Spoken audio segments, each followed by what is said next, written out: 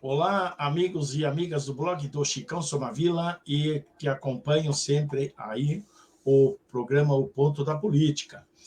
Boa noite, boa tarde, bom dia, da onde você estiver nos assistindo nesse momento e você que vai nos assistir em outro horário também, seja bem-vindo. Espero que vocês consigam e possam e queiram compartilhar esta live, que sempre é bom para alcançar mais pessoas, né, para que elas saibam, fiquem sabendo as colocações dos nossos convidados e também do nosso trabalho. Esse blog aqui não é monetizado, é um blog que a gente faz de livre, espontânea vontade, por gostar de tentar levar as informações a todas as pessoas ou aquelas interessadas em política através das falas, dos comentários dos nossos convidados. E, como sempre aqui, né, o nosso convidado, nosso parceiro, já digo assim, é o Marcelo Marcelino. Ele está lá na cidade de Codó, no estado do Maranhão. Ele é cientista político, sociólogo, economista, é pesquisador e professor da Universidade Federal do Paraná e é também escritor e consultor acadêmico. Ele também é coordenador do Grupo Fiscalizador da Dívida Pública de Curitiba. E hoje nós vamos falar aí sobre as eleições no Equador, onde um candidato à presidência foi assassinado ontem, e também sobre as pataquadas do tenente-coronel bolsonarista Mauro Cid, e também uma situação muito importante, que é a possibilidade de uma delação premiada do hacker Walter Delgatti. O advogado dele diz que ele está correndo risco de morte. Nós vamos falar sobre isso aqui também. E também eu vou apresentar um infográfico, né, que aponta que a maioria das blitzes da Polícia Rodoviária Federal nas eleições de 2022, em reduto eleitoral de Lula, né, tinham a intenção aí, segundo matérias também, então você tinha a intenção aí de mexer, de influenciar no resultado das eleições com o impedimento, né, de eleitores do Lula conseguissem chegar aos seus locais de votação. E não podemos esquecer que o superintendente-geral, o diretor-geral da Polícia Rodoviária Federal do Brasil, da Polícia Rodoviária Federal, era o seu Sidney Vasquez, que hoje encontra-se, né, usando tornozeleira, se eu não me engano, né, mas ele está com prisão domiciliar, me parece, né? Então, nós vamos aí. E para isso, evidentemente, nós contamos aí com a presença do nosso amigo, nosso convidado, Marcelo Marcelino. Marcelo, tudo bem com você? Tranquilo? Eu vou transferir aqui para o meu... Vou compartilhar aqui também na minha página pessoal. Beleza? Por aí, tranquilo? Boa noite. Boa noite, meu amigo Chicão Somavila e demais telenautas que nos acompanham agora, ao vivo e a cores, como também irão nos acompanhar após o término desta live. Na sequência, nos canais de transmissão e retransmissão do Facebook e também do YouTube. Na sequência do que o Chicão Somavila irá trabalhar na edição e na transformação deste programa ao vivo em algo que esteja prontinho para colocar no YouTube logo mais. Não é isso, Chicão? É isso aí. Só estou marcando você aqui para que teus amigos saibam aí, né? Recebam aí também como é que eu digo, a transmissão, né? Deixa eu ver aqui se já deu certo, se não deu. É um problema, mas troço que às vezes só um momentinho aí que até engrenar.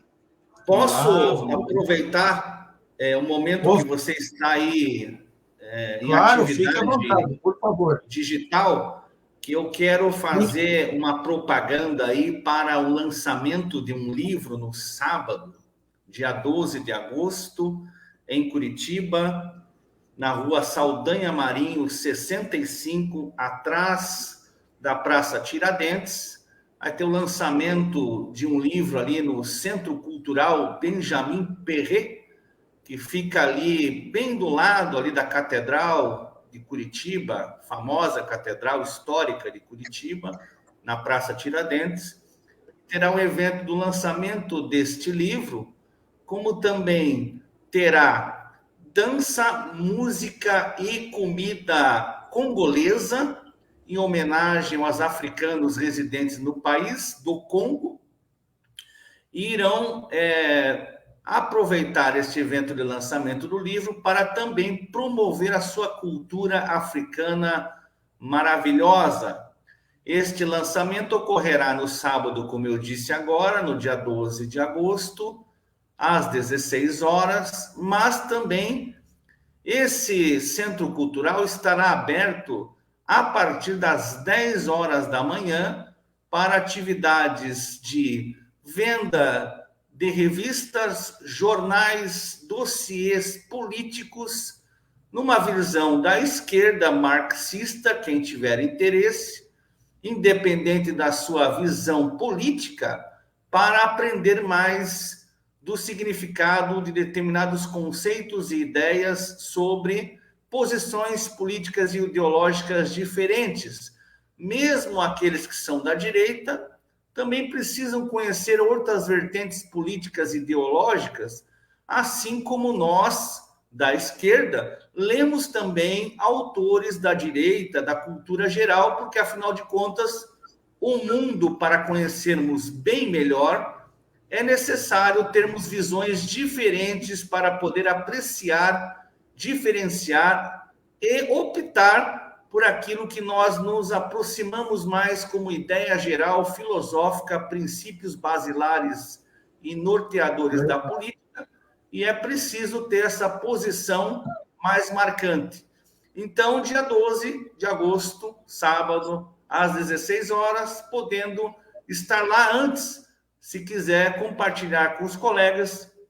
Lá vocês vão encontrar colegas da posição mais à esquerda do espectro político, mas nada impede que você, que seja de uma outra posição, possa conversar, dialogar com esses companheiros aí e assim aproximar mais a convivência mínima civilizatória de um ideal de sociedade mais avançada. Então, deixo o recado para que a gente possa prosseguir na nossa conversa na sequência. Legal, legal. Depois você me passa direitinho por escrito aí pelo WhatsApp mesmo o endereço legal do Centro Cultural, que eu vou colocar daí na descrição do YouTube, beleza? Maravilha, perfeito, meu amigo. Então vamos lá. Vamos começar aqui para esquentar os tamborins, né? Marcelo, a disputa eleitoral no Equador, né, entrou numa crise tremenda lá, né? Em decorrência do assassinato do candidato Fernando Villavicencio, né? E foi decretado estado de exceção, né? E uma facção que reivindicou o assassinato do candidato integra a nova geração de gangues no Equador, diz uma matéria aqui. Então, eu digo para você, o que você acha, né? Essa lamentável atitude, né? Se ela pode influenciar no resultado das eleições naquele país. Amigos telenautas e Chicão, já influenciou, né? A partir do momento que nós tivemos esse grave incidente, ele já, de largada, tomou uma posição e um rumo diferente para daqui a alguns dias, né? Porque um assassinato é uma coisa muito grave. E vamos lembrar que, com o assassinato de um candidato, todo o tabuleiro político ele vai se mexer, evidentemente. Facilita muito mais para a direita, que deu o golpe lá no Equador, do que, evidentemente, para o grupo mais à esquerda do espectro político, né? Esse tipo de atentado que dizem respeito à questão dos narcotraficantes, inclusive muitos deles são apoiados por narcotraficantes mexicanos com forte influência na América do Sul, na Colômbia, assim como também no Equador e outras regiões, no próprio Peru, depois que houve, né, todo um esquema, uma articulação do imperialismo de influência norte-americano na região aqui nossa, o tabuleiro político se mexeu muito, Chicão. Nós tivemos o golpe no Brasil em 2016, nós tivemos uma tentativa que está ainda de pé em evitar que a Cristina Kirchner concorra às eleições no próximo pleito presidencial. Nós tivemos o golpe no Equador, nós tivemos o golpe no Peru, e nós estamos à mercê de uma convulsão política social muito grande na América do Sul, devido justamente a esse tipo de mobilização pela direita, inclusive na própria Bolívia, né? Que o seria povo pela extrema-direita? Seria a direita ou extrema-direita? No caso, a extrema-direita, ela serve aos anseios da direita no seu conjunto, né? Porque a extrema-direita é uma face do controle da burguesia nacional e do imperialismo sobre as classes trabalhadoras e o povo desses países. Assim como aconteceu na Itália, Chicão. Com o avanço da esquerda na Itália, após a consolidação da União Soviética em 1922, e o avanço do proletariado nesses países europeus, a direita acabou tomando o rumo de buscar uma solução da extrema-direita, assim como na Alemanha, para controlar os trabalhadores e o povo alemão. Então, é necessário para a direita utilizar a extrema-direita para o controle e sua hegemonia política. Então, a direita e a extrema-direita estão lado a lado nesta luta contra o povo e os trabalhadores. Legal. Deixa eu só apresentar aqui a matéria da Folha de São Paulo sobre esse assunto, né? Só para a gente mostrar aí para os nossos telenautas, né? Veja só aqui, ó, do UOL, Folha de São Paulo, né? Equador declara estado de exceção, mas mantém data de eleição após assassinato do candidato. O presidente Lasso também declarou 3 dias de luto nacional para honrar a memória de um patriota, diz ele aqui, né? Então, só ler um pedaço aqui, né? Que o presidente do Equador, Guilherme Lasso, declarou nesta quinta-feira 10 o estado de exceção em todo o país após o assassinato a tiros do candidato à presidência Fernando Villavicencio. A medida, de acordo com o governo, diz a matéria, visa garantir a segurança das eleições gerais mantidas para 20 de agosto. As Forças Armadas, a partir desse momento, mobilizam em todo o seu território nacional para garantir a segurança dos cidadãos, a tranquilidade do país e as eleições livres e democráticas de 20 de agosto, afirmou o Lasso e tal, e tal, e tal. Então, ele tinha 59 anos, né? O Villavicencio, e de viés progressista.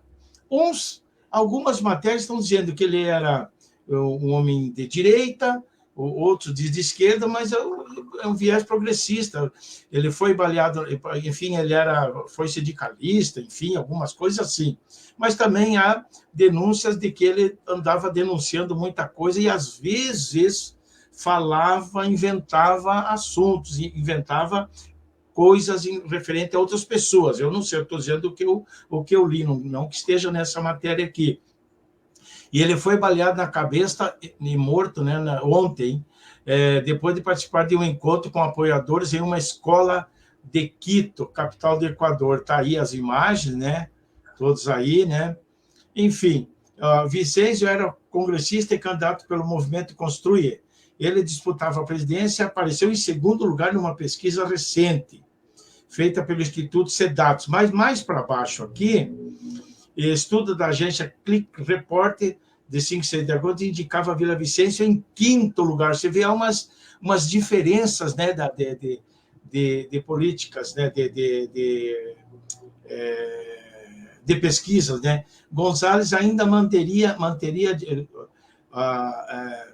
dianteira com 29,3% dos votos, seguida de Jaco Pérez, 14%, e Otto Sonnenhauser, com 12,7%, e em quarto lugar aparecia Jean Topic, que também foi ameaçado, etc, etc, etc. Então, você vê como é que é essa situação, né? Eu acho que nos próximos dias vão elucidar muita coisa disso, você não acha? Ou você acha que o Equador pode entrar num estado permanente, um estado de sítio permanente? Olha, Chicão, em primeiro lugar, não dá para confiar em pesquisa política, porque ela já mostrou a sua total e completa desqualificação, deslegitimação em qualquer lugar do mundo. Mesmo no Brasil, no passado, já tivemos vários problemas com pesquisa política. Inclusive, lá atrás, né, com o próprio Haddad em São Paulo. Quando o Haddad foi eleito em São Paulo à prefeitura, ele também estava lá atrás. Aí, quando o pessoal foi ver, o Haddad estava ganhando a eleição. Quer dizer, é uma coisa monstruosa o que o pessoal faz aí para manipular pesquisa também, hein? Ainda mais da América do Sul, né? Em qualquer lugar do mundo, né? Esse negócio de pesquisa é quem paga a pesquisa, né? Quem paga mais leva, né? Aí eles tentam dar uma maquiagem para ela, bem bonita, assim, oferecer um vernizinho bem palatável, para fazer de conta que eles estão muito técnicos na sua análise de pesquisa. Mas eu acredito que nós vamos ter vários problemas. Eu até esqueci do Chile aqui, outro caso de convulsão social política muito grande, muito intensa. Eu considero que nós vamos ter um acirramento da luta política muito feroz. E veja, você teve uma pesquisa que considerou o cara no segundo lugar, independente de ser verdade ou não, isso já é um escândalo, né? É uma coisa escandalosa o fato dessa pessoa ter sido assassinada. E veja só, já mexeu o tabuleiro político. Já mexeu. E ainda, faltando pouquíssimo tempo para a eleição, lembrando que os narcotraficantes acabam, numa certa medida, trabalhando para a direita, né? Esse pessoal existe aí fruto da política da direita. A política da direita e da extrema-direita é uma política muito truculenta e reacionária, muito que apoia esse tipo de extremismo aí, direta ou indiretamente. Então, com certeza, vai ter repercussão séria no Equador daqui para frente. Pois é, e isso não sai daquele métier, daquele costume, daquele vício que na América Latina sempre tem uma convulsão nesse sentido, uma convulsão política, um desacerto de um país, de outro, uma tentativa de golpe, assassinatos. Isso é um vício, claro, pode ter no mundo, mas eu pergunto para você, na América Latina isso é mais comum ou não é tanto assim como no resto do mundo? Tem vários outros lugares que são assim também, né, Chicão? Vamos lembrar, América Central, a Ásia, a África, mas temos vários lugares, inclusive em países europeus. Toda hora surge um atentado político, um atentado ao processo democrático, republicano, liberal. Nós temos a todo momento um tipo de manipulação política. A tentativa de, digamos assim, evitar que o Erdogan fosse eleito na Turquia foi enorme, com o apoio dos Estados Unidos. O golpe na Ucrânia de 2014, colocando o Zelensky na cadeira da presidência. Nós temos vários exemplos em vários lugares do mundo com golpes de Estado, com falcatruas eleitorais. O que não falta é isso. Nos Estados Unidos, inclusive, né? Os Estados Unidos também teve Al Gore, lá em 2000. Exatamente, e com o Trump também a tentativa, né? Tem vários momentos. Mas na América do Sul, aqui ou na América Latina, claro, a gente recebe mais notícias da região, né? Mas constantemente isso acontece. Olha no Paraguai, mesmo como se falou, no Chile, no Peru, na Bolívia, né? Na Colômbia, então, um monte, né? Mas, Marcelo, dando continuidade aqui, eu vou mostrar também uma matéria. mas é que há poucos dias aí o Lula sofreu ameaças de morte, né? E especificamente por um homem lá do estado do Pará, né? Que ele teria também participado, ele disse também que participou nos atos de vandalismo em Brasília no dia 8 de janeiro, é o Arilson Strapasson. Ele é ligado ao garimpo e é bolsonarista, apoiou o Bolsonaro e tal. Mas ele foi preso, mas por ordem da justiça ele já se encontra em liberdade usando tornozeleira eletrônica, né? E eu acrescento aqui também que a escalada da violência no mundo, né, como eu estava falando, parece que ela está em ascensão, ou talvez nunca se reduziu, né? Até o presidente, como você acabou, nós falamos dos Estados Unidos, mas o presidente estadunidense, lá, o Joe Biden, também sofreu ameaça de morte semana passada aí. Porém, né, o pretenso assassino morreu em confronto com a polícia local, com a polícia de lá, enfim, né? Como que você analisaria esses fatos aí? E daí eu vou, enquanto você fala, eu vou trazer a matéria aqui do Strapasson. Olha, nós tivemos uma tentativa de assassinato, uma das mais recentes, do Reagan, nos Estados Unidos, nos anos 80. Olha tivemos aqui, também tentativa de assassinato do Papa, né? E outras tantas. Não te cortando, desculpe, só para... Esse aqui é Arilson Strapasson, é uma matéria da revista Fórum, né? Arilson Strapasson, quem é o bolsonarista preso por ameaçar Lula de morte? Ele é ligado à grilagem, ao garimpo, diz a matéria aqui da revista Fórum. Apoiador radical de Bolsonaro afirmou à Polícia Federal que participou dos atos de 8 de janeiro em Brasília, que teria invadido o Salão Verde da Câmara dos Deputados. E fala um montão aí, entende? Então, estava falando, por favor, continua. Então, nós tivemos, ao longo da história, várias tentativas e até de terem conseguido assassinar pessoas de um nível de influência muito grande no mundo, né? Então, esse tipo de violência, de ameaça e de tentativa de fato, e até com capacidade de executá-la na sua plenitude, isso já teve várias oportunidades de acontecer isso, né? Agora, a tendência, realmente, como você falou, o mundo está em efervescência política. Existe uma crise do imperialismo muito grande, Chicão. O que é a crise do imperialismo? Os Estados Unidos estão com muita dificuldade, seus parceiros europeus, em controlar os seus espaços de dominação econômica e política no mundo inteiro. Existem vários países na fila para adesão aos BRICS, aos países que fazem parte daquele conglomerado Brasil, Índia, Rússia, China e África do Sul, que fizeram um acordo anos atrás, sobre uma formação desse bloco econômico muito importante e estratégico. Tem até um banco, que é presidido pela Dilma hoje em dia, e muita gente quer aderir aos BRICS, enquanto parceiros econômicos estratégicos. A Arábia Saudita se aproximou do Irã, tem uma crise grave também agora, cada vez maior, entre Israel e a Palestina. Existem várias turbulências na África, agora com a questão do Níger. Quer dizer, um golpe que, na verdade, é um golpe contra a França, contra os países aliados aos Estados Unidos, que é um golpe progressista nacionalista que aconteceu lá, e outras dificuldades do imperialismo manter o poder político e o controle sobre o mundo. E a América Latina, a América do Sul, ela está muito próxima da órbita de influência geopolítica e estratégica dos Estados Unidos.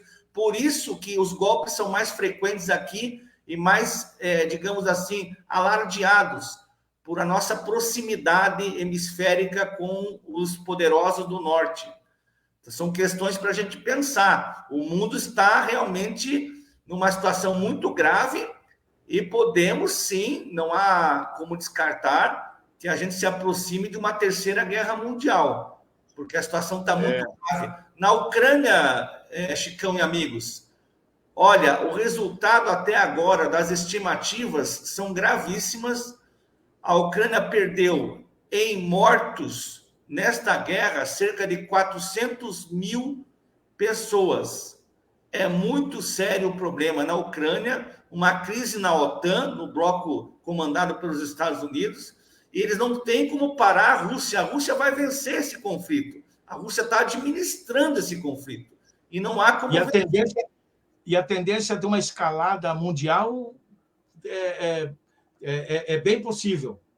É bem grande e séria, bem complicada. Eles não vão aceitar a derrota facilmente para os chineses e os russos, no consórcio sino-russo, que eles formaram nesse século XXI, principalmente a partir da segunda década, que eles formaram uma aliança ainda maior, mais coesa, mais sólida, e realmente, para vencê-los, os Estados Unidos não estão tendo alternativas para combater o crescente avanço geopolítico desses dois países em potencial. Perfeito, perfeito. Deixa eu trazer uma outra matéria aqui também, agora deixa eu ver aqui. Veja só. Aqui, ó. Marcelo, você vê, né?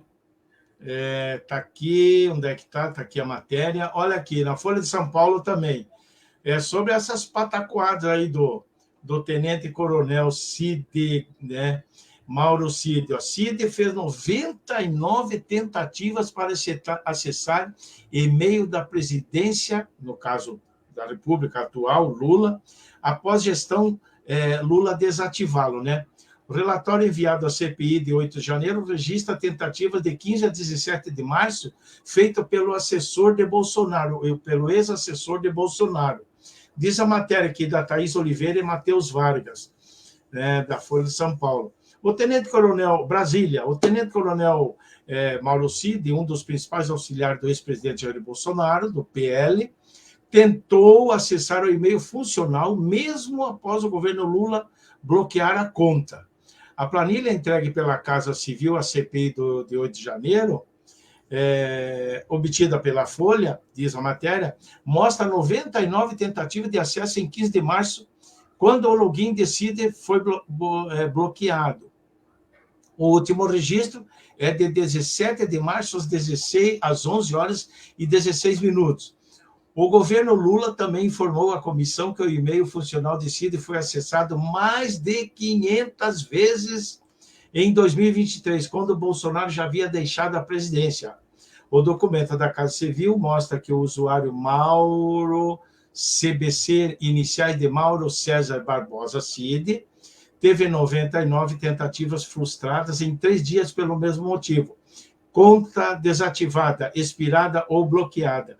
Pô, qual que é o interesse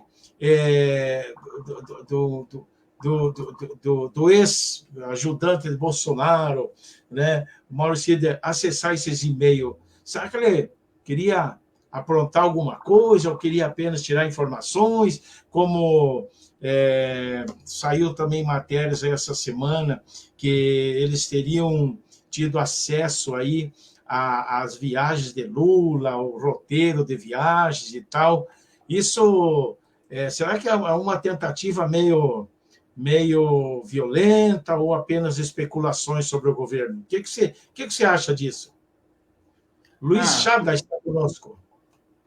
Tudo é possível, né, Chicão? Porque obter informações dos inimigos é uma das principais táticas para a conquista do poder ou a desestabilização de um governo inimigo politicamente. Então, são várias possibilidades aí. Agora, o que me chama a atenção, que não é novidade, tudo isso que você está falando, tudo isso que a gente está vendo aí, não é novidade, né? Porque os militares brasileiros sempre foram golpistas, na sua grande maioria, e esse sujeito, esse Mauro Cid, aí é filho de um general. E filho do general. Esse cara aí, esse Mauro Cid, não vai ser punido. Agora, eles vão pegar um monte de gente lá no 8 de janeiro sem expressão política nenhuma. É o cara da padaria, é o cara do açougue, do restaurante, é o depredador lá. Exatamente, o cara que entrou de gaiato, né? O cara que entrou de gaiato, de bobeira. que não tem repercussão política no sentido do poder maior, né? Que não tem ligação com a necessidade que teríamos de ter de saber quem são os mandantes ao certo e realmente punir essa turma toda. Mas não vejo essa possibilidade, porque o judiciário vai acabar pegando esses peixinhos muito miúdos aí, e não vão pegar os ladrões, os tubarões da política que estão fazendo isso, as castas militares que têm poder. Esse que é a grande questão no Brasil. Então, quando a gente fala assim, mas tem que investigar, tudo bem, tem que investigar, mas quando você investiga, até onde vai a investigação? E quando você descobre... Investigar o quê e quem, né? Então, até onde que vai? E depois, quando se descobre de fato quem são, o que vai acontecer com essas pessoas? Nada? Como é que vai ficar isso daí? É a questão também que envolve o aparato de segurança pública. Você dá mais poder para a polícia, você dá mais armas para a polícia, e a polícia, 90% são bolsonaristas, o que você acha que vai acontecer? É a mesma coisa essa questão aí que aconteceu em São Paulo. Chacinaram quase 20 pessoas lá, aí falaram assim, não, porque tem que usar as câmeras de segurança nos uniformes policiais. Os caras tiraram as câmeras e vai ficar por isso mesmo. O próprio governo de São Paulo está dando guarida para essa turma toda. Quer dizer, como é que a gente pode salvaguardar instituições militares, instituições golpistas e bolsonaristas antes que o Bolsonaro tenha existido? Eles já eram bolsonaristas, eles já eram de extrema-direita, são assassinos a serviço da burguesia. Não pode, né, Chicão e amigos? É verdade. Só deixa eu apresentei primeiro aqui, mas vou pôr de novo para o pessoal, só para mim colocar aqui o que vem da matéria, da matéria aí da Folha de São Paulo. Ó, antes do bloqueio, diz aqui, do e-mail do Cid, né? O militar chegou a receber mensagens com roteiros de viagem de Lula e da equipe de segurança do atual presidente. Você veja só o que poderia ter acontecido, né? Que não dá para duvidar nada. Não dá para acusar de, olha, eles iam fazer ou vão fazer, mas não dá para negar também, né? Então, Marcelo, esse comportamento aí, e o Mauro Cid, você vê, eles apagaram 17 mil e-mails, né? Eles apagaram, você veja só, eles apagaram 17 mil e alguma coisa, 17 mil e-mails, certo? Só que eles são tão desavisados, tão despreparados, que eles não esvaziaram a caixa, a lixeira, né? Não esvaziaram a lixeira. E lá foram pegos, né, pelo fundo das calças, com a lixeira cheia e explicando lá um monte de coisa, negociações de Rolex, da avaliação de Rolex, enfim, né? E também lá sobre pedras preciosas, etc. e tal, né? Então, você veja bem, essa tropa do tenente-coronel Mauro Cid, pô, eu fico pensando o seguinte, Marcelo, eu vou apresentar uma matéria aqui, mas vou perguntar para você. Você imagine essa turma aí do Coronel Cid, e podia pôr até o Pazuello no meio, que diz que é logista, que é especialista em logística, mas todo mundo sabe o que aconteceu durante a pandemia, né? A ineficiência dele, né? Imagina essa turma trabalhando aí, digamos, ou sendo responsável pela preservação da ordem pública e tal, com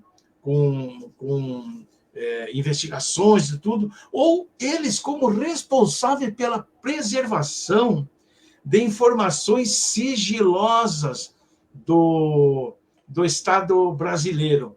Você imagine, como é que pode, o cara que diz que passou em primeiro lugar, né, apontam aí a matéria que ele passou em primeiro lugar nas agulhas negras, etc., e tudo, vai cometer um erro que nem um... Olha, eu que não entendo muito de informática, tudo, eu não faria uma coisa dessa, se apagar e não esvaziar a lixeira.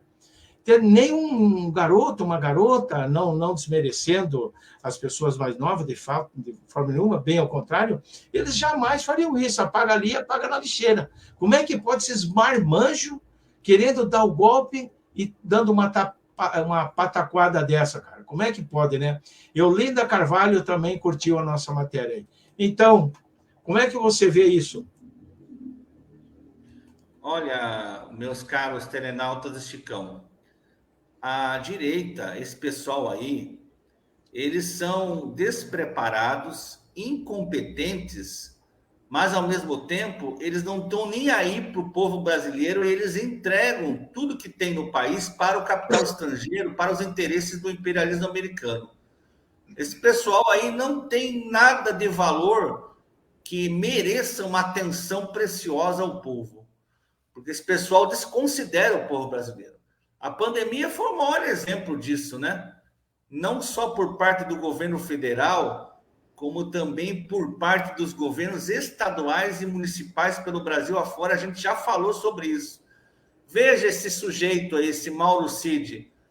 Veja que barbaridade. Como uma pessoa dessa, ela consegue fazer com que as informações que deveriam pertencer ao Estado brasileiro, elas sejam utilizadas para os benefícios políticos de grupelhos que estão e estavam a serviço de vários interesses particulares e fora do país.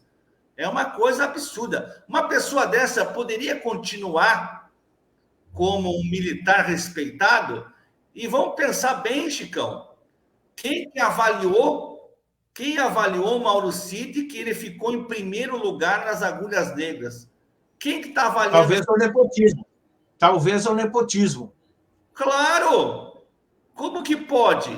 Quem que avaliou o Sérgio Moro para ser juiz de Curitiba, para passar no concurso? Quem que avaliou o Sérgio Moro para entrar na Universidade Federal do Paraná? Uma pessoa que a gente percebe que é desqualificada intelectualmente. Quem que deu possibilidade guarida a esta pessoa conseguir ser juiz na República Brasileira e ser professor da Universidade Federal, conseguir um diploma de doutorado? Como que pode isso? Tem algo muito estranho, Chicão e amigos, que pessoas como essas daí não sejam questionadas. Quem que está avaliando essas pessoas? Se ele é filho de general, você deve desconfiar. É um nepotismo, como você falou, são interesses muito particulares de grupos de castas militares, de famílias no poder, históricas, que estão aí passando patente de pai para filho, de sobrinho para primo e de tio para avô. É uma dança nas cadeiras absurda. É uma coisa cartorial isso, né? Poxa! E dá para confiar nessas pessoas que sejam responsáveis pelo Estado brasileiro nas suas mais variadas formas de dirigir a política institucional do país, sejam por parte dos militares, da política institucional, das secretarias, ministérios administrativos, das empresas do Estado brasileiro, o Roberto Campos do Banco Central. Como que pode isso? É um absurdo total, né? Exatamente. Deixa eu trazer aqui mais um agora. Você vê, a gente vai chegando aqui do Walter Delgatti. Olha só aqui o que nós vamos chegar aqui, que ele está para fazer uma... Está no nosso site, ele está para fazer uma delação premiada, né? Ele está para fazer uma delação premiada. Veja aqui, ó. Vamos trazer aqui, ó. Aqui é do site 247, aqui no Sudoeste. Preso em Araraquara, Delgatti corre o risco de morte. O advogado do hacker criou esquema paralelo de segurança e prepara a delação. Eu vou ler um pedaço aqui, porque a matéria é muito comprida, mas para você ter uma ideia, né, também. Diz o advogado: temo pela vida do Walter. É claro, diz o advogado Ariovaldo Moreira. Preciso assegurar a vida do meu cliente, a tranquilidade dele, para que deponha nos fóruns devidos. Aqui diz aqui um lance que eu achei muito, muito interessante, ó. Por Luiz Costa Pinto, do 247, e o Valdo Moreira, advogado criminalista, que defende Delgatti, voltou a Piraquara na manhã de hoje, né, desta quinta-feira 10, a fim de cuidar pessoalmente do reforço à segurança do cliente. Olha só, 3 pessoas que se identificaram como deputados federais do PL, além de 2 outros que se anunciaram como advogados, entre aspas, diz a matéria aqui, procuraram a direção do presídio municipal da cidade e solicitaram audiências privadas com um estudante de direito que se tornou célebre, né, em 2019 como o hacker que expôs a troca de mensagens impróprias e ilegais entre o juiz Sérgio Moro, que você acabou de falar agora, e os procuradores da Operação Lava Jato. E depois, em 2022, foi cooptado pelo presidente Jair Bolsonaro e pela deputada federal Carla Zambelli, do PL São Paulo, para invadir sistema do poder, etc, etc. Daí, Ariovaldo Moreira estava em Brasília, negociando os termos da delação premiada que o hacker de Araraquara pretende fazer ante o Ministério Público Federal e o depoimento de Delgatti à CPMI do golpe do dia 17 no próximo dia 17 de agosto. Em meio às tratativas brasileiras, ele precisou acionar esquema paralelo de proteção. Daí, Delgatti, né, de proteção à vida de Walter Delgatti. Olha só a matéria, ela diz aqui, interessante, ó. Lançando mão de suas relações pessoais com a direção do presídio araraquarense e também com outros clientes patrocinados por ele, que estão sob custódia lá dentro. Ele diz aqui, fique tranquilo que nós cuidamos deles aqui. Olha só, assegurou um dos internos. Já a administração do presídio de Araraquara respondeu aos deputados do PL que eles tinham prerrogativa de foro, caso quisessem visitar mesmo Delgatti na cadeia. Porém, abre aspas, a reunião só poderia ser admitida mediante a permissão do próprio hacker e do advogado Moreira, e que tudo seria comunicado formalmente ao ministro Alexandre de Moraes do STF. Ante a tal imposição de dificuldade de registro da visita, entre aspas, os pretendentes recuaram sem sequer registrar formalmente o pleito. Você veja só, Carla Zambelli, uma das prováveis delatadas por Delgatti, é deputado federal do PL paulista, e o presídio de Araraquara se encontra embaixo da guarda de quem? A guarda administrativa da Secretaria de Administração Penitenciária de São Paulo, estado governado pelo bolsonarista, sabemos quem, né? O Tarcísio Freitas. O que você acha disso, bicho? Olha só que tentativa, que perigo que correu o Delgatti, não? Se a matéria tiver fundamento. Olha, eu acho o seguinte, que mesmo que a matéria seja controversa, que tenha algum problema de informações, ela traz à tona uma questão muito importante que as pessoas não podem menosprezar de maneira nenhuma.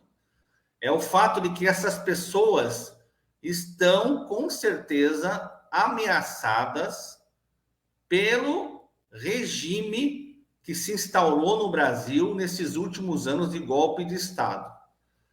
Que essas pessoas que estavam, muitas delas, no armário, saíram para fora dele para verificar o seguinte, olharam para o tempo lá fora e disseram assim, agora é a hora da gente partir para cima, partir para o ataque, nós vamos tentar dar o golpe e vamos calar os adversários políticos de qualquer maneira, se caso alguma coisa der errado.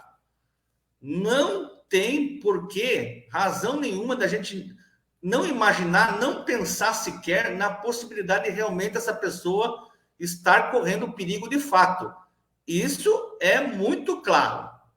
Pode ser que não aconteça nada? Pode ser, é lógico. Agora, pode ser sim, porque é muito fácil hoje uma pessoa ser assassinada no Brasil, é ou não é? Várias pessoas já foram. Então, não tem por que a gente não imaginar que esse cara, que essa pessoa possa, de fato, estar correndo risco de morte. Realmente é uma situação muito preocupante, não só para ele, mas para toda e qualquer pessoa que procure desafiá-los na sua ordem, que seja um mandante de alguma coisa, que consiga desvelar segredos que estão encobertos de alguma maneira. Essas pessoas estão realmente ameaçadas. Isso aí tem que se imaginar que é muito plausível mesmo acontecer alguma coisa. Perfeito. Deixa eu ver, eu já vou mostrar a fiscalização da Polícia Rodoviária Federal, mas a intenção de votos é o infográfico, que eu vou mostrar os estados brasileiros, onde teve as barreiras e tudo nas eleições de 2023. Mas antes, quero ver aqui que tem Cornélio Silva, curtiu aqui conosco, Nis Souza, Marilda Maria, Hermínia Dalvina, Inês Lopes Prado, Luiz Carlos, a Marantina, Valério, Levita Jesué, né? Levita Jesué e mais duas pessoas aqui que não aparecem não, mas põe ali. Aí tem o Carlos Alberto de Souza Juruna também, e tem aqui o Alexandre Ângelo, que está dando uma risada. E tem aqui também, que eu vou trazer para cá, ó, José Flávio Medeiros. E quem garante que Walter não venderá a sua delação a favor de um lado? É uma pergunta interessante, né, Marcelo? Depois que você responder, eu vou trazer daí o infográfico aqui. É interessante, né? Pode ser que aconteça, não sei. Tudo pode, né? Olha, a questão que ele levantou é bem importante mesmo, porque é o seguinte, nós temos uma posição, quando eu digo nós, que somos pessoas críticas à forma como o judiciário, nesses últimos 20 anos, vem agindo, da fórmula importada dos Estados Unidos da chamada delação premiada. Isso daí realmente é como se você pagasse para o sujeito entregar alguém, ou você fizesse uma pressão muito forte, uma coerção muito exagerada, para que essa pessoa sequer pudesse falar a verdade, mas até falar aquilo que não tem nada a ver com um fato verídico. Assim como foi com vários, na questão que envolveu o Lula, né? A questão do Palocci, por exemplo, né? Quer dizer, sem prova nenhuma, a pessoa foi lá e delatou, viu que estava apertada pelo sistema, assim como revelou também o nosso famoso homem do Paraná, do consórcio Garibaldi, né? Esses dias atrás, que repercutiu nacionalmente, né? O famoso aí, o playboy paranaense das elites, da classe dominante. Como é que chama ele lá, Chicão? Que delatou lá o Deltan Dallagnol, o Sérgio Moro, toda a cúpula do Ministério Público Estadual, do consórcio Garibaldi. Tony Garcia. Aí, o Tony Garcia. Veja só, o que o Tony Garcia revelou é um escândalo, mas ele revelou não apertado pela justiça, como essa delação premiada está fazendo aí, faz. Ele está falando aquilo que realmente foi constatado como verídico. Até então, realmente procede tudo aquilo que ele está revelando para a imprensa. Quer dizer, realmente a questão levantada é muito importante. Não pode ser através da delação premiada. Você tem que comprovar com fatos, com documentos, com coisas realmente materiais. E não com soluções desta maneira aí, que pode acontecer qualquer coisa. Legal, deixa eu ver aqui mais uma, aqui, ó, Walter Fim. Precisamos refletir sobre os perigos do controle excessivo do Estado e da manipulação das informações. Vamos lembrar da importância da privacidade e da liberdade individual. Sim, é importante isso também. Eu penso também que a liberdade de expressão tem que ter, mas tem que ter responsabilidade com aquilo que você fala, aquilo que você diz, aquilo que você produz, né? Como você falou semana retrasada, aí a própria Globo aí solta, volta e meia, está soltando uns fake news aí, não é verdade? Olha, todo santo dia, Chicão e amigos, todo santo dia a imprensa burguesa capitalista, ela mente descaradamente. Ela omite fatos, acontecimentos, tanto da guerra da Ucrânia quanto das questões do país, para o bem e para o mal, para um lado ou para o outro, de acordo com a necessidade. Quando eu digo para um lado ou para o outro, significa o seguinte: significa escrachar de um lado o bolsonarismo, mas também falar mentira sobre o Lula.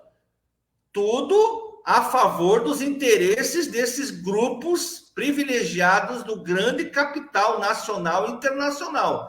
E as liberdades individuais, as liberdades democráticas devem estar salvaguardadas, e a Constituição realmente, mesmo que burguesa e liberal, ela garante isso, pelo menos formalmente. Infelizmente, ela não está garantido na prática isso, mesmo porque o próprio Superior Tribunal Federal, Supremo, ele rasga a Constituição toda hora com esses lacaios do imperialismo da classe dominante. Você veja que o Toffoli falou esses dias atrás, o Toffoli falou que não tinha condições nenhuma de apoiar a prisão dos 3 cavaleiros, dos 4 cavaleiros do Apocalipse do Lula, lá, o Delúbio Soares, o José Genuíno. Não tinha materialidade para condenar os sujeitos para a cadeia, ele vai para a cadeia. Mas ele apoiou isso daí mesmo não tendo provas. Quer dizer, como é que pode uma coisa dessa, Chicão? Isso daí é uma coisa que é escandaloso. Conforme os interesses, né? Os interesses da... Não sei se é da classe dominante, é econômica, midiática, né? Mas realmente como se falou. Quer ver aqui, deixa eu trazer aqui a Gracie Sedalpiva. Não assusta, não, porque o ladrão inelegível é o Lula ladrão, diz a Glacia aqui. Mas então traz aí, é importante, Glacia, a participação, é muito importante a participação. Traga alguma proposta, alguma informação, as perguntas, conforme as colocações aqui que alguns fizeram. É muito importante mesmo, saber o porquê que roubou, o que roubou, aonde foi a condenação. Não estou te criticando, estou dizendo aqui que é muito importante a participação de vocês. Deixa eu ver aqui. Nivaldo Guedes, Ribas Soares, Ademar Polese, Filomena Carvalho e Ivani Ribeiro estão aqui conosco. Eu vou trazer aqui, Marcelo, essa matéria com o infográfico. Nós temos aqui, muito interessante, achei muito interessante. Isso aqui saiu hoje no G1, né? Deixa eu ver aqui, ontem no G1, ó, aqui dia 9, né? Do 2 está aqui, tá? Veja só, na política, blog da Andréa Sadi. Polícia Federal tem provas que desmentem depoimento de Torres à CPI. O ex-ministro da Justiça de Bolsonaro disse que não viu relevância e nada fez com o mapeamento de eleitores que antecedeu, operações da Polícia Rodoviária Federal no segundo turno. Evidências colhidas no inquérito que investiga o caso contradizem essa versão. Então, eu vou pular. Aqui é a tornozeleira que o Torres estava usando ontem lá, né? Daí, a Polícia Federal acredita ter provas que desmentem depoimento do ex-ministro da Justiça, Anderson Torres, à CPI dos atos golpistas. Aí diz aqui, ó, o relatório apontava onde Lula e Bolsonaro tiveram mais de 75% dos votos. Não dei seguimento a este relatório, diz o cara. Foi uma planilha que foi feita, mas não entendi, não vi relevância, fecha aspas, afirmou Torres. E elaborada por subordinados de Torres, a planilha mostrava cidades em que Lula e Bolsonaro tiveram mais votos no primeiro turno. O documento contemplava todos os estados do Nordeste, onde o petista levava vantagem nas pesquisas de intenção de voto.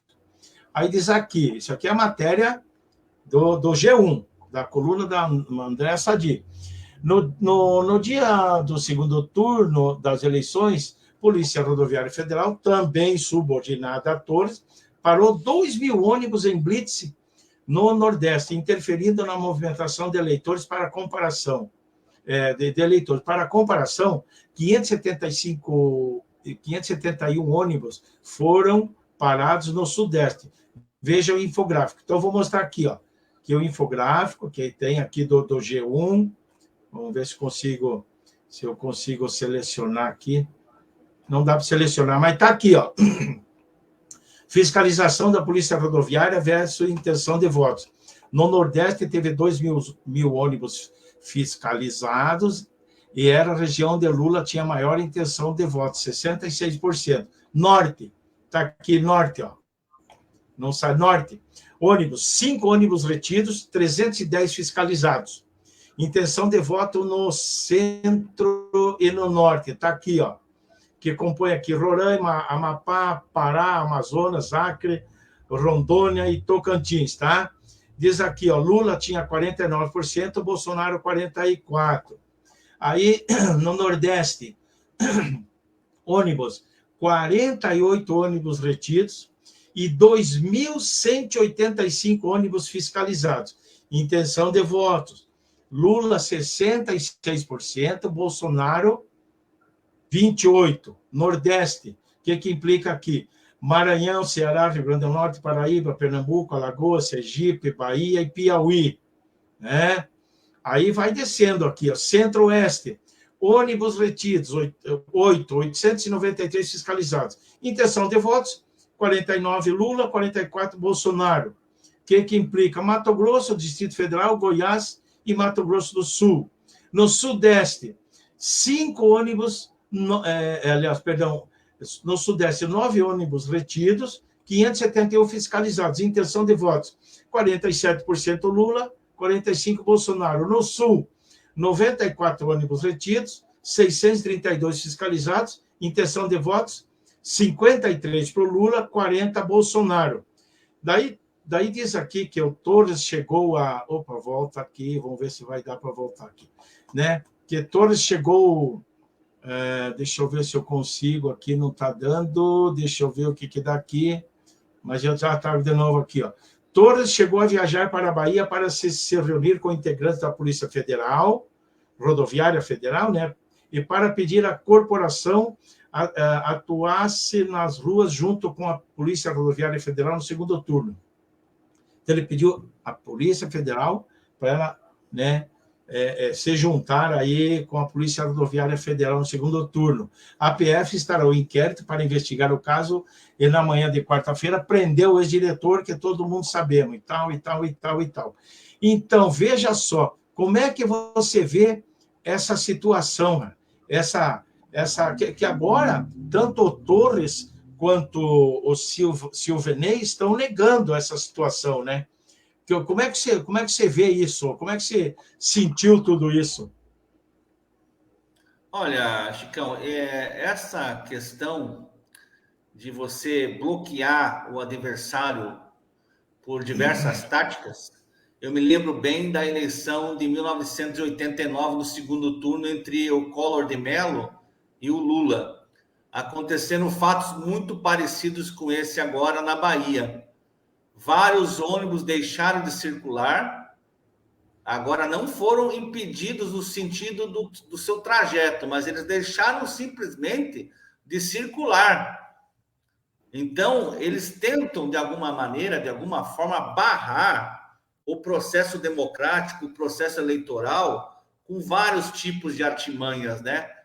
Vejam, agora o que vai acontecer? Ele vai responder processo, ele mais o seu comparsa aí, vão responder processos. Agora, os desdobramentos desse processo, isso aí a gente sabe muito bem que não vai ser levado a cabo uma penalização muito grande. Pode ser exonerado da Polícia Federal? Pode. Agora, a gente tem que perceber o seguinte, qual é o poder de influência dessas pessoas junto às suas cúpulas maiores? Será que eles têm guarida de grupos maiores? Porque se tiver guarida tipo Mauro Cid da vida, filho de general, esse cara vai sofrer algumas represálias, mas, olha, não vai acabar sendo sacrificado da forma como deveria nesse caso aí, né? Esse sujeito deveria ser exonerado do Estado brasileiro. Uma pessoa como essa daí, que trabalha para o golpismo, essa pessoa teria que realmente ser rechaçada. Agora, veja, Chicão, aquilo que nós falamos. Esse pessoal da Polícia Rodoviária Federal, das polícias em geral, são republicanos, são democratas, são pessoas confiáveis para a segurança do país, das pessoas, do cidadão, da sociedade brasileira. Dá para confiar nessas instituições? É para o pessoal pensar na hora de estar armando a polícia, na hora de estar dando poder para o judiciário mais do que ele deveria ter, de dar guarida a esses bolsonaristas que não são só do Bolsonaro, eles já existiam muito antes e com o Bolsonaro eles ficaram muito excitados, porque na verdade a violência já vem muito antes do Bolsonaro e o golpismo também. O Bolsonaro simplesmente escandalizou isso, externalizou e deixou a gente muito mais atento na visualização do problema que existe há muito tempo na sociedade brasileira. Legal, legal. Maria Mônica está aqui, Roberto Gonçalves também, Messias dos Santos está aí com a gente, Edi Beuron, Beuron, né?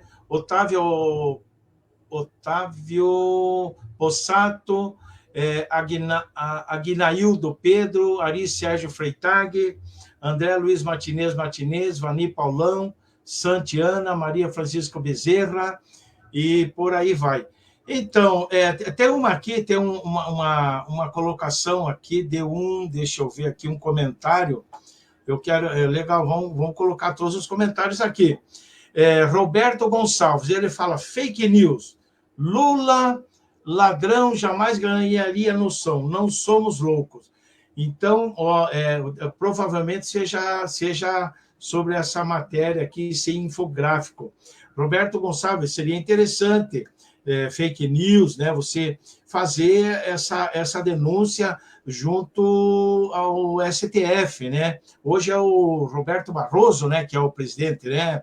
Ou ao TSE também, sei lá, mas seria ao Ministério Público ou ao STF fazer uma denúncia. Você tem essa opinião, né? Você comprova, não estou duvidando do que você está falando e não estou concordando também. Estou dizendo que você pode fazer isso, pode agir dessa forma, né? Então, estamos com muitas pessoas, bastante gente nos acompanhando, né? Uns concordando, outros não, isso faz parte, é assim mesmo que as coisas acontecem.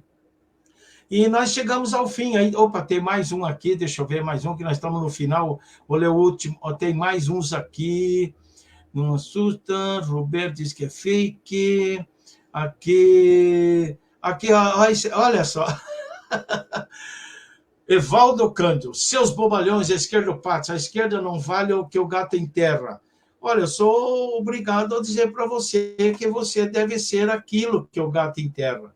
Porque você dá o trabalho de entrar aqui para falar uma besteira dessa, olha, eu até tenho lá minhas dúvidas se você tem alguma consciência política e do momento que estamos passando, mesmo com Lula no governo, ou mesmo antes com o Bolsonaro no governo, né? Então, eu só coloquei aqui, né, para fazer questão de colocar, afinal, é uma participação aí, mas procure ser um pouco menos agressivo, procure fazer uma política, comentar sem usar o fígado, né? O intestino, procura usar a cabeça. Beleza, Marcelo?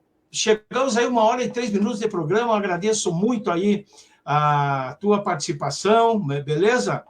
Eu quero fazer um comentário, Chicão, posso? Deixa eu ver aqui, ó. Esse FDP, falando do bolsonarismo, ele deve ser um otário, diz a Mari Pedroso. Ela só sabe xingar. Esse é o modus operandi nas redes sociais do bolsonarismo. É nome, é xingamento, mas sem a mínima base política, conhecimento e tal. Pois não, fique à vontade, agora é com você, depois nós encerramos aqui. Ótimo. Só uma sugestão final, que é só uma sugestão, evidentemente, né? Chicão, eu acho, assim, que nós devemos ler as posições políticas contrárias, mas esse tipo de comentário, na minha opinião, a gente não deveria ler. Sabe por quê? porque isso daí alimenta coisas que não tem nada a ver com discussão política. São questões pessoais, são posições jogadas a esmo, não contribuem nada, absolutamente nada com o programa seu, que é de melhor qualidade. E se a posição contrária foi argumentativa, eu acho ótimo que você possa ler à vontade, mesmo com posições contrárias. Agora, esse tipo de comentário que foi colocado aí, eu não perderia o meu tempo com esse tipo de leitura, porque não acrescenta em nada para nós. Tá certo você. Vamos fazer assim, então. Esses comentários aí, que cheio de burrice, cheio de ataques e tal, é próprio do bolsonarismo de raiz. Mas legal, então, Marcelo, um grande abraço para você e até a próxima, beleza? Boa noite para vocês que nos acompanharam até agora, vocês que com educação, mesmo contrário, com opiniões diferentes, colocaram suas opiniões aqui, e a vocês aí que nos xingaram bastante. Ó, cabecinha, pensa um pouco, estuda, reflita. Beleza, Bechô? Um abração para você. Um abraço.